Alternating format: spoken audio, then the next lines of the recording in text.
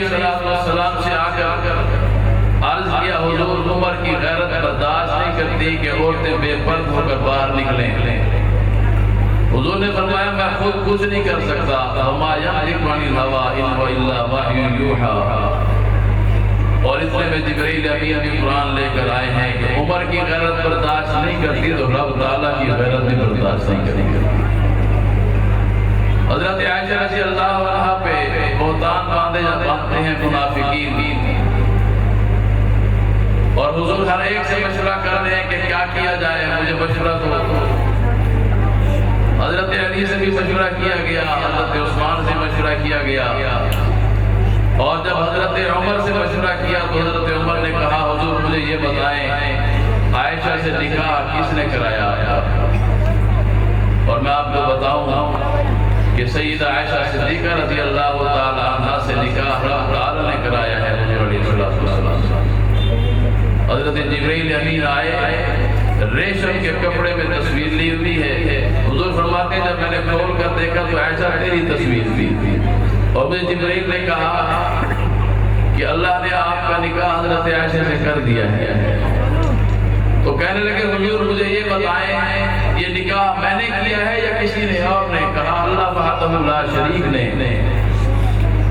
تو ارشاد فرمایا کہ پھر مجھے یہ بات سمجھ نہیں آتی کہ ہم نے ایک دفعہ دیکھا آپ کے نالین مبارک پہ گندگی لگی تھی، فوراً جبرائیل آیا ہے حضور جوتے اتار دیں، گندگی لگی ہے، ان گندی جوتوں سے آپ مصلے پہ کھڑے نہیں ہو سکتے۔ مجھے یہ بتائیں جو رب آپ کو گندی جوتی کے ساتھ مصلے پہ کھڑے نہیں ہونے دیتا، وہ ایک گندی عورت کو آپ کے بستر پر کیسے سلا سکتا ہے؟ اور وہ سیدہ عائشہ صدیقہ کا بستر کتنا قیمتی ہے کہ کسی زوجہ محترمہ کے بستر پر قرآن نہیں نازل ہوا۔ سیدہ عائشہ صدیقہ کو اللہ نے وہ مقام عطا کیا تھا کہ نبی علیہ السلام عائشہ کے بستر پر ہوتے تھے اور رب قرآن نازل کر دیا گیا، اور پھر رب تعالیٰ نے فیصلہ بھی فرما دیا کہ ھذا بہتان عظیم۔ میرے عزیز دوستو، میں کہنا یہ چاہتا ہوں کہ یہ وہ جلیل القدر صحابی ہے جو یکم محرم الحرام کو اس دنیا سے رخصت ہوتا ہے، اور خود دعائیں مانگا کرتے تھے کہ باری تعالیٰ مجھے اپنے رستے میں شہادت عطا فرما، اور پھر یہ کہ مجھے مدینہ الرسول بھی عطا فرما۔ تو ساتھی کہتے ہیں کہ امیر المومنین آپ شہادت بھی مانگتے ہیں، مدینہ الرسول بھی مانگتے ہیں۔ شہادت کے لیے تو آپ کو باہر نکلنا پڑے گا اور جا کر جہاد کرنا پڑے گا، پھر شہادت ہوگی، لیکن اللہ وحدہ لا شریک نے اس جلیل القدر صحابی کی دعا ایسی قبول فرمائی کہ صرف مدینہ الرسول ہی نہیں بلکہ مصلی رسول کو بھی گواہ بنایا ہے۔ فجر کی نماز کا وقت ہے، آپ نماز پڑھا رہے تھے اور دوران نماز آپ پر خنجر کے وار ہوئے ہیں، زخمی ہو کر گرے ہیں۔ عبد الرحمن بن عوف کو آگے کیا ہے کہ نماز پوری کی جائے، نماز کو توڑا نہ جائے۔ میرے عزیز دوستو، یہ وہ جلیل القدر صحابی ہے کہ جس کے جنت کے اندر محل اللہ کا پیغمبر خود دیکھ کر آیا ہے، اور بخاری شریف کی روایت میں جب حضور علیہ السلام نے ارشاد فرمایا عمر تیرا محل میں جنت میں دیکھ کر آیا ہوں، اندر نہیں گیا، جانا چاہتا تھا لیکن تیری غیرت سامنے آ گئی کہ عمر غیرت مند انسان ہے۔ تو حضرت عمر رو پڑے اور کہا اللہ کے رسول آپ اندر بھی چلے جاتے دیکھ کر آتے، علیک اغار یا رسول اللہ، اے اللہ کے رسول میں آپ پر بھی غیرت کرتا تھا۔ میرے عزیز دوستو، یہ وہ امیر المومنین ہے کہ جب لوگ روب و دبدبا سن کر پوچھنے کے لیے آتے ہیں کہ بتاؤ تمہارے بادشاہ کا محل کہاں ہے، تو صحابہ نے کہا ہمارے ہاں بادشاہ نہیں ہوتے، ہمارے ہاں امیر المومنین ہوتے ہیں۔ کہا چلو امیر المومنین کا محل تو بتاؤ۔ کہا محل میں تھوڑی رہتا ہے، ہمارا امیر المومنین وہ سامنے جو درخت اس کے نیچے زمین پر جو لیٹا ہوا سر کے نیچے اینٹ رکھی ہوئی ہے، یہ ہمارا امیر المومنین ہے۔ رات کو رعایا سوتی ہے، المومنین گھر کے پہرے دیتا ہے اور شیر اور بکری ایک ہی گھاٹ سے پانی پیتے ہیں. یہ امیر المومنین حضرت عمر بن خطاب رضی اللہ تعالیٰ عنہ کا عدل و انصاف تھا. میرے عزیز دوستو، جب حضرت عمر بن خطاب کو زخمی کیا گیا، 26 ذی الحج ہے، 23 ہجری ہے، آپ زخمی ہوئے ہیں، جب معلوم ہو چکا بچنا بہت مشکل ہے، تو آپ نے اپنے بیٹے حضرت عبداللہ کو بلایا اور فرمایا اماں عائشہ کے پاس چلے جاؤ، ان سے جا کر یہ کہو عمر کی خواہش ہے کہ میری قبر بھی وہی بنے جہاں ابو بکر کی قبر بنی ہے. حضرت عبداللہ کہتے ہیں جب گیا تو میں نے کیا دیکھا، سیدہ عائشہ صدیقہ رو رہی تھی. خبر پہنچ چکی تھی کہ عمر بن خطاب زخمی ہو چکا ہے، بچنا بہت مشکل ہے. اور صرف سیدہ عائشہ نہیں رو رہی تھی، پورا مدینہ رو رہا تھا. بیوائیں اور یتیم بچے ہاتھ اٹھا کر یہ دعائیں کر رہے تھے کہ بار الہ ہماری زندگی بھی عمر کو لگا دے، کہ عمر جب تک ہے دنیا کے اندر نظام عدل قائم ہے، ہم آرام سے سوتے ہیں اور یہ امیر المومنین ہمارے گھروں کی پہرہ کرتا ہے. حضرت عائشہ نے کہا بیٹا جگہ تو میں نے اپنے لیے رکھی تھی، لیکن اگر عمر کی خواہش ہے تو میں اپنے اوپر عمر کو ترجیح دیتی ہوں. حضرت عبداللہ بن عمر واپس آئے، کہا ابا جان اجازت مل گئی ہے، اماں نے اجازت دے دی ہے، آپ کو وہاں دفن ہونے کی اجازت ہو گئی. فرمانے لگے نہیں ابھی نہیں، ابھی چونکہ میں زندہ ہوں، ہو سکتا ہے میرے لحاظ میں اس نے اجازت دے دی ہوگی. جب میں دنیا سے رخصت ہو جاؤں، میری میت لے جا کر اماں عائشہ کے حجرے کے باہر رکھ دینا اور دوبارہ اجازت مانگنا کہ اجازت ملتی ہے تو ٹھیک ہے، ورنہ عام قبرستان میں مجھے لے جانا. حضرت عمر بن خطاب کی تجہیز و تکفین ہوئی، جنازہ پڑھ دیا گیا اور جا کر اماں عائشہ کے حجرے کے باہر آپ کی میت کو رکھا گیا. اور حضرت عبداللہ گئے، کہا اماں تیرا بیٹا تیرے حجرے کے دروازے پہ آیا ہے اور وہ اجازت مانگتا ہے، اگر اجازت ہو تو اس کی قبر یہاں بنا دیں. اماں عائشہ نے اجازت دی اور قبر تیار ہو رہی تھی. حضرت عبداللہ بن عباس رضی اللہ عنہ فرماتے ہیں جب قبر ابھی کھودی جا رہی تھی، کسی نے میرے کندھے پر ہاتھ رکھا، میں نے پیچھے مڑ کر دیکھا تو حضرت علی کرم اللہ وجہہ تھے. حضرت علی نے مجھے کہا عبداللہ مجھے یقین تھا کہ عمر یہیں آئے گا، عمر کی قبر یہیں بنے گی. کہا آپ کو کیسے یقین؟ کہا ایک مرتبہ نہیں، کئی مرتبہ میں نے رسول اللہ کی زبان اطہر سے سنا ہے، میں ابو بکر و عمر، میں ابو بکر و عمر آئے، میں ابو بکر و عمر گئے. یہ جملے بتاتے تھے کہ ان دونوں نے حضور علیہ السلام کے ساتھ ہی سنا ہے.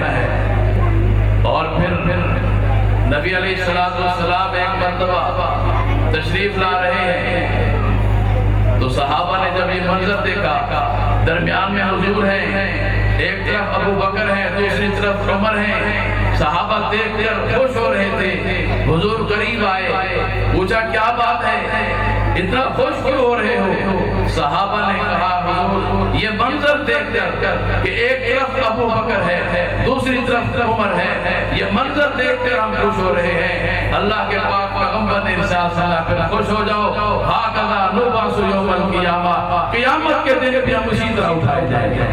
اور آج بھی یہ دونوں وزیر، نبی علیہ السلام نے فرمایا میرے آسمان میں بھی 2 وزیر ہیں، جبرائیل و میکائیل، میرے زمین پر بھی 2 وزیر ہیں، ابو بکر و عمر. اللہ کے پاک پیغمبر نے اپنے دونوں وزیروں کو اپنے ساتھ سلا کے بتایا ہے کہ کل قیامت کے دن جب ہم اٹھیں گے تو اسی طرح اٹھیں گے اور جنت البقیع کی طرف جائیں گے. میرے عزیز دوستو، یہ عمر بن خطاب رضی اللہ تعالیٰ عنہ ہے. اسلامی سال کا پہلا مہینہ اور پہلی تاریخ حضرت عمر بن خطاب رضی اللہ عنہ جیسا انسان اس دنیا سے گیا ہے. ہمیں یہ چاہیے کہ ہم باقی شہیدوں کو بھی یاد رکھتے ہیں تو ان کو بھی یاد رکھیں.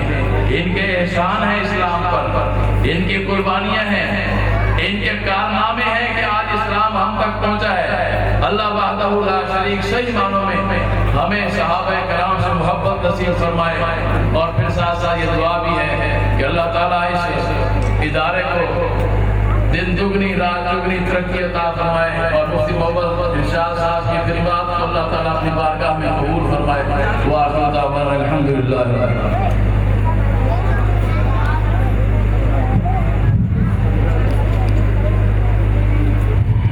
ماشاءاللہ حضرت مولانا مفتی محمد عثمان یحییٰ صاحب امام و خطیب پاکستان نیول ہیڈز کراچی بڑا مفصل اور جامع جو ہے بیان فرمایا ہے۔ اللہ رب العزت جو ہے ان کا بیان کرنا اور ہم سب کا سننا اپنی بارگاہ میں قبول و منظور فرما دیں۔ اب میں اپنے ایک اور مہمان حافظ زین العابدین اور ان کے بیٹے اطہر جلالی صاحب کو دعوت دوں گا، لیکن ان سے پہلے مدرسے کے 5-6 بچے ہیں اور انہوں نے خود ایک نظم بنائی ہے۔ مجھ سے مشورہ کیا کہ ایک نظم ہم تیار کرتے ہیں، میں نے کہا کر لو۔ میں نے ان کو کچھ بھی نہیں بتایا، خود انہوں نے بس مل بیٹھ کے 5-6 نے ایسے ایک مصرع ادھر بنایا، ایک ادھر بنایا، تو ان کو شوق جذبہ تھا۔ تو آپ کے سامنے تشریف لائیں گے حسن محمد حسن بن محمد شکیل، اور ان کی جو پوری ٹیم ہے وہ یہاں پہ آ جائیں، جس میں میرا بیٹا محمد احمد بھی ہے۔ آ جائیں، ان کی جو پوری ٹیم ہے وہ یہاں آئیں ان کے ساتھ نظم پڑھنے کے لیے۔ اس کے بعد خواتین متوجہ ہو جائیں۔ لائٹ آ گئی ہے تو ہم جنریٹر بند کریں گے، جنریٹر چل رہا ہے کافی دیر سے، 5 یا 8 منٹ لگیں گے۔ تو خواتین سے گزارش ہے کہ اس کے بعد جو ہے وہ تھوڑا سا پردے کا اہتمام کر لیں، کیونکہ ان کے وہاں جو LCD لگی ہوئی ہے اس کو بند کرنے کے لیے صاحب تشریف لائیں گے، تو 5-10 منٹ کا وقفہ ہوگا۔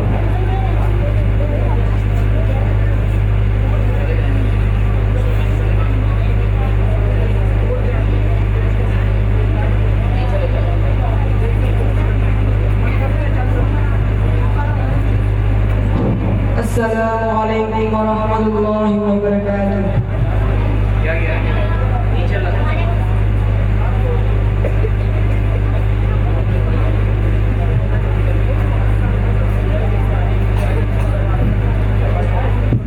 اعوذ باللہ من الشیطان الرجیم، بسم اللہ الرحمن الرحیم۔ یہ جامعہ ابو ہریرہ، جامعہ ابو ہریرہ، جامعہ